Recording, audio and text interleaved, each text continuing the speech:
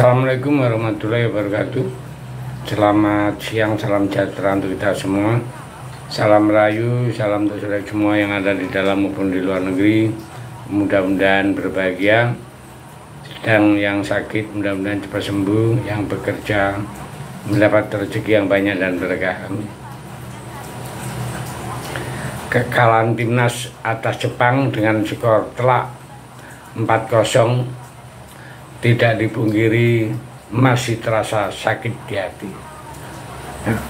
Jadi dengan adanya kekalahan itu, gelombang menginginkan Sintayong out itu tambah menyala. Artinya tagar Sintayong out itu betul-betul sudah menggelora ya. Apalagi ditambah Sintayong menyampaikan saat konferensi pers bahwa dia itu menyalahkan Ratnar hingga keputusannya tak memasukkan Iliano ke daftar skuad kontra Jepang. Nah, itu bikin fun ya, geram sekali. Jadi hal inilah menurut saya tambah hari Sintayong itu tambah blunder. Dan perlu diketahui Pak Erik baru ini juga mengatakan jika evaluasi besar-besaran akan dilakukan usai laga kontra Arab, termasuk masa depan Sintayong. Nah, jadi bagaimana ya nasib Sintayong setelah evaluasi tersebut? Jadi inilah hal yang perlu dibenahi menurut saya, karena materi pemain sudah menurut saya sudah full, artinya bagus, dengan kasta-kasta yang tinggi. Pemain ada yang dari Amerika, Denmark, Eropa. Udah, saya pikir untuk tingkat Asia sudah levelnya sudah masuk level atas untuk pemain, bukan kita bicara ranking ya. Jadi inilah yang perlu disadari oleh Sintayong. Apabila kepercayaan publik itu masih dipertahankan, bagaimana caranya harus bisa mencuri poin dengan Arab penuh ya. Tapi kalau cuma draw itu mungkin sedikit agak ya terobati juga ya, karena ada poin 1 untuk harapan bisa masuk ke ronde 4 masih bisa ya. Nah, ini kepercayaan terhadap pelatih ya, itu betul-betul sudah mulai goyang. Dan ramai dibicarakan juga ya, penggantinya. Dan ini pun seakan-akan sudah ada nama-nama pelatih yang diproyeksikan untuk mengganti Sintayong. Nah, ya kita tahu sendiri kan, kita fan atau netizen Indonesia sangat kreatif. Nah, jadi itulah ulasan yang perlu jadi renungan untuk kita semua. Indonesia memang punya potensi ya, untuk menatap masa depan bola di Piala Dunia. Kenapa? Karena perlu kita ketahui pemain-pemain naturalisasi yang kita ambil juga pemain-pemain grade.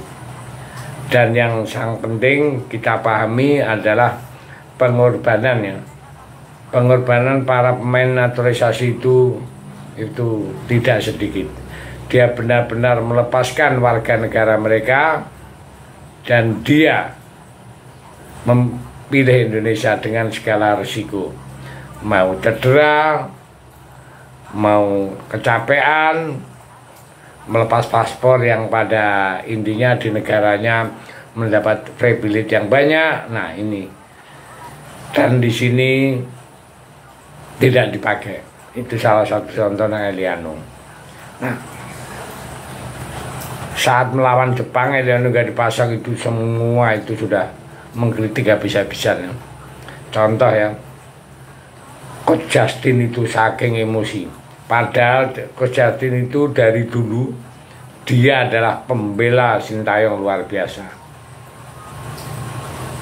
Bung Ropan itu sampai bingung analisa apa yang dipakai Sintayong tidak memasukkan Eliano. Ya. Begitu juga Bung Binder. Ya. Bung Binder itu apa bahasanya? Dia sampai nggak bisa kata-kata di dalam menyampaikan di media massa. Karena apa?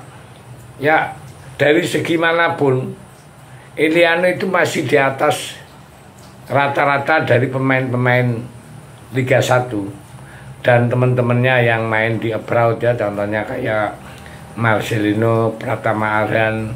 Nah itu masih di atas, tapi kenapa nggak dimainkan?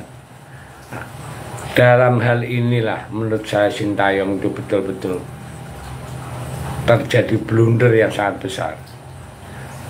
Kemarin saat lawan Cina, Eliano nggak dipasang itu sudah banyak bertanya. Cuman karena itu adalah baru pertama kali sehingga ramenya sebentar. Tapi yang ini sudah 2 kali, berarti ada apa-apa ini Sintayong. Sampai-sampai Pak Erick Thohir malah sekali. Kalau kita cermati bahasa Pak Erick Thohir ya. Jadi Pak Erick Thohir menyampaikan, kalau memang pelatih dan pemain tidak percaya dengan proyek saya, ini kata Pak Erick, artinya proyek saya adalah proyek naturalisasi. Ya, kalau begitu saya yang bertanggung jawab, saya lah mundur. Ya. Informasi ini di belakang layar kita dapatkan ternyata arahnya adalah Sintayong. Kenapa? Karena Eliano adalah proyek naturalisasi, diambil capek-capek dengan biaya tinggi, tapi Sintayong tidak pakai. Artinya apa? Artinya Sintayong tidak menghargai Pak Erick. Nah, letaknya di sinilah. Terus yang kedua, Sintayong tidak sadar orang-orang Indonesia ini mana yang merasa terdolimi itu yang akan dibela. Ya, nah ini belum tahu Sintayong. Eliano itu jelas didolimi, nggak mainkan di Cina, nggak mainkan di lawan Jepang.